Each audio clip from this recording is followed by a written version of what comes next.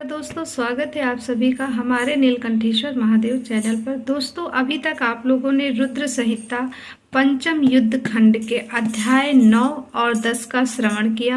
हम लोग जानेंगे कि तुलसी माता का विवाह किस प्रकार शंखचूर्ण नामक राक्षस से होता है और उसके बाद किस प्रकार तुलसी जी का विवाह भगवान हरि के साथ होता है। तो आज हम इस वीडियो में सब जानेंगे और वीडियो थोड़ा सा लंबा रहता है, तो आप लोग पहले ही देख लेते हैं कि वीडियो कितने टाइम तक का चलेगा, कितने मिनट का है, और आप लोग वीडियो को स्किप करके आगे बढ़ जाते हैं। जिस प्रकार आप लोग अभी तक अपने बहुमूल्य समय सारे वीडियो को दिए हैं और उन्हें देखते हैं, उसी प्रकार आप एक बार इस शिव महापुराण के लिए अपना बहुमूल्य समय देकर तो देखिए। महादेव जी आपके मन में जो भी इच्छाएं हैं उसे अवश्य पूरी करेंगे। तो दोस्तों, कार्तिक का महीना शुरू हो गया है और हम लोग जानेंगे कि तुलसी माता की पूजा क्यों की जाती है, किस प्रकार तुलसी जी का विवाह भगवान श्री हरि के साथ हुआ। उससे पहले तुलसी माता का विवाह शंखचूर्ण नामक राक्षस के साथ क्यों हुआ, सब हम जानेंगे इस शिव महापुराण के। तो आपको रोज इसकी वीडियो अपलोड मेरे चैनल पर मिलेगी, आप लोग वहां चैनल पे जाइएगा और देख लेना। रोज की वीडियो आप लोगों को उस पर प्राप्त हो जाएगी। तो इस अध्याय में आज हम जानेंगे दंभ की तपस्या और विष्णु द्वारा उसे पुत्र प्राप्ति का वरदान, शंखचूर्ण का जन्म, तप और उसे वर प्राप्ति, ब्रह्मा जी की आज्ञा से उसका पुष्कर में तुलसी के पास आना और उसके साथ वार्तालाप, ब्रह्मा जी का पुनः वहां प्रकट होकर दोनों को आशीर्वाद देना और शंखचूर्ण का गंधर्व विवाह की विधि से तुलसी का पाणिग्रहण। आज हम इस वीडियो में तुलसी का पाणिग्रहण जानेंगे। तदंतर जालंधर की उत्पत्ति से लेकर उसके वधत का प्रसंग सुनाकर सनत कुमार जी ने कहा, मुने अब शंभु का दूसरा चरित्र प्रेम पूर्वक श्रवण करो। उसके सुनने मात्र से शिव भक्ति सुदृढ़ हो जाती है। व्यास जी शंखचूर्ण नामक एक महावीर दानव था जो देवों के लिए कष्ट का स्वरूप था। उसे शिवजी ने रण के मुहाने पर त्रिशूल से मार डाला था। दिव्य चरित परम पावन था, पाप नाशक है। तुम पर अधिक स्नेह होने के कारण मैं उसका वर्णन करता हूँ, तुम प्रेम पूर्वक उसे श्रवण करो। ब्रह्मा के पुत्र जो महर्षि मारीच थे, उनके पुत्र कश्यप हुए। वे मनशील, धार्मिष्ठ, सृष्टिकर्ता, विद्या संपन्न तथा प्रजापति थे। दक्ष ने प्रसन्न होकर अपनी 13 कन्याओं का विवाह इनके साथ कर दिया।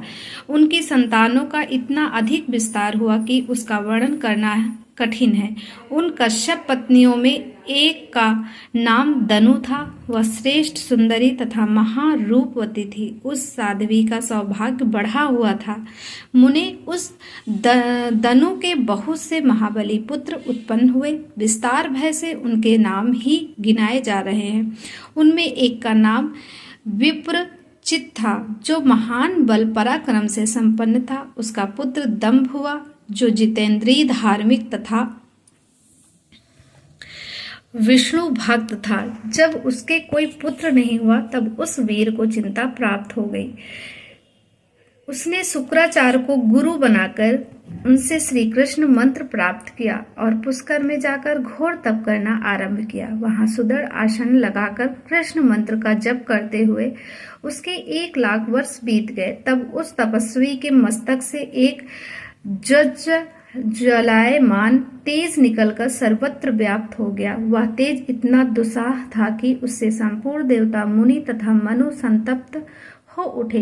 तब वे इंद्र को अगुआ बनाकर ब्रह्मा के शरणापन्न हुए। वहां उन्होंने संपूर्ण संपत्तियों के दाता विधाता को प्रणाम करके उनकी स्तुति की और फिर विशेष रूप से व्याकुल होकर अपना सारा वृतांत उनसे कह सुनाया।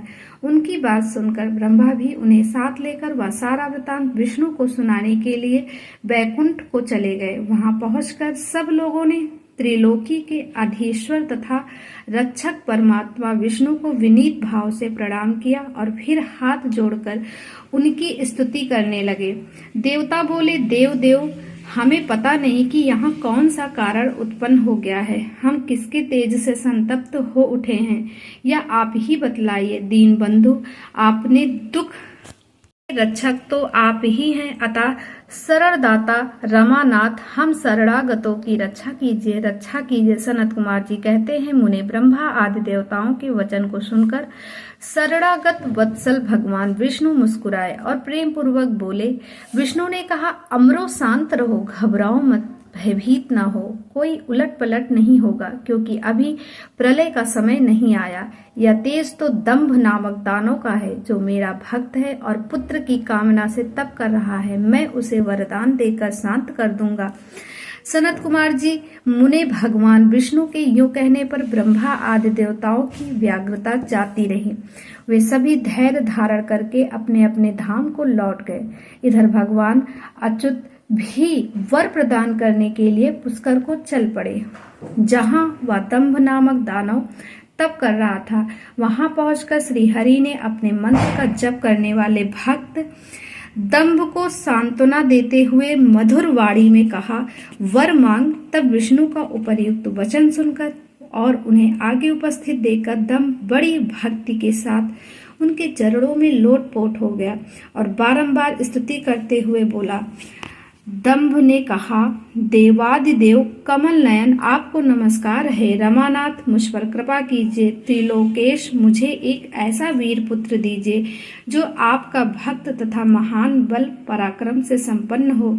वह त्रिलोकी को जीत ले, परंतु देवता उसे पराजित न कर सके। सनत कुमार जी कहते, मुने दानव राज कहने पर श्री हरि ने उसे वर दे दिया और उस घोर तप से उसे निर्वत्र करके स्वयं अंतर्ध्यान हो गए। दानवेंद्र दंभ की तपस्या सिद्ध हो चुकी थी, उससे उसका मनोरथ पूर्ण हो गया था, अतः वह भी श्री हरि के चले जाने पर उस दिशा को नमस्कार करके अपने घर को लौट गया। थोड़े ही समय के उपरांत उसकी भाग्यवती पत्नी गर्भवती हो गई। वह अपने तेज से घर के भीतर भाग को प्रकाशित करती हुई शोभा पाने लगी। मुने श्री कृष्ण के पार्षदों का अग्रणी जो सुदामा नामक गोप था, जिसे राधा जी ने श्राप दे दिया था, वही उसके गर्भ में प्रविष्ट हुआ था। तदंतर समय आने पर साध्वी दंभ पत्नी ने एक तेजस्वी बालक को जन्म दिया। तब पिता ने बहुत से मुनीश्वरों को बुलाकर उसका विधि पूर्वक जात कर्म आदि संस्कार संपन्न किया।